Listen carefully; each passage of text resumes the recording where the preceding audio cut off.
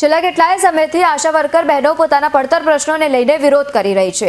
કેટલાય પ્રશ્નો બાબતે તંત્ર અને અધિકારીઓને લેખિત અને મૌખિક રજૂઆતો પણ કરવામાં આવી છે, છતાં પણ આશા વર્કર બહેનોના પોતાના પડતર પ્રશ્નોને લઈને કોઈપણ પ્રકારનો નિર્ણય નથી આવ્યો। ત્યારે સાયલા ખાતે આશા વર્કર બહેનોની વિવિધ માંગણીઓના પ્રશ્નો અંગે એક બેઠકનું આયોજન કરવામાં આવ્યું। મધ્યાહન ભોજન, ફિક્સ પગાર તથા બોનસ જેવા અનેક પ્રશ્નો બાબતે એક બેઠકનું આયોજન કરવામાં આવ્યું। તો સાથે જ પડતર પ્રશ્નોની માંગણીને ધ્યાનમાં રાખીને ઋષિકેશ મંત્રીને રજૂઆત પણ કરવામાં આવી છે। તેમજ જો આશા વર્કર બહેનોના પડતર પ્રશ્નોનું નિરાકરણ વહેલી તકે ન આવે તો આગામી સમયમાં હડતાલની પણ ચીમકી ઉચ્ચારાઈ છે। અત્યારે અમે આ સાયલા તાલુકામાં મીટિંગ કરવા આવ્યા છે। આશા બહેનો કોઈ બહાર નીકળી શકતી નથી, એટલે એ બહેનોને અમે જાગૃત કરવા માટે આવ્યા છે કે તમે બહાર નીકળો અને જુઓ કે બહાર આશા બહેનોની શું પરિસ્થિતિ છે, અને આ પરિસ્થિતિ જોઈને તમે બીજી બહેનો જોડાઓ તો આપણું સંગઠન મજબૂત બને, અને મજબૂત બનાવીને આપણે આગળ ચાલી શકીએ। કોઈ બહેનો જ બહાર ના નીકળે તો પછી સંગઠન કેવી રીતે મજબૂત થાય? એટલે અમે બધી બહેનોને જાગૃત કરીએ છીએ કે તમે આ સંગઠનમાં જોડાઓ અને સારી રીતે અમારી સાથે આવો, મિટિંગમાં આવો, મિટિંગ જુઓ।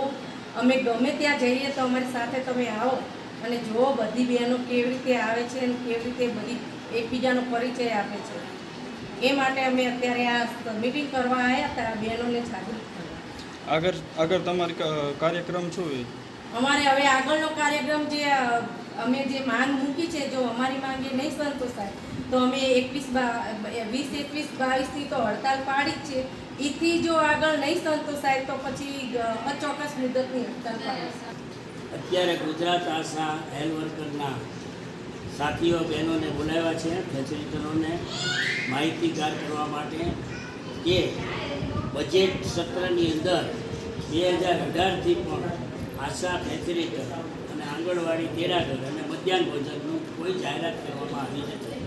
તેની સામે અભવ્ય આંદોલનો શરૂ કર્યા છે। CIT સેન્ટર ઓફ ટ્રેડ યુનિયને તમામ રાજ્યોની અંદર આવેદનપત્રો ધારાસભ્યો, સંસદ સભ્યો ને ફરી આવેદનપત્રો આપવામાં આવ્યા છે, અને 3 દિવસની ચીમકી આપવામાં આવી છે કે અમારા સવાલો પગાર બાબતના, ઇન્સેન્ટિવ બાબતમાં જે કાંઈ વધારો જાહેર સરકાર તાત્કાલિક કરે।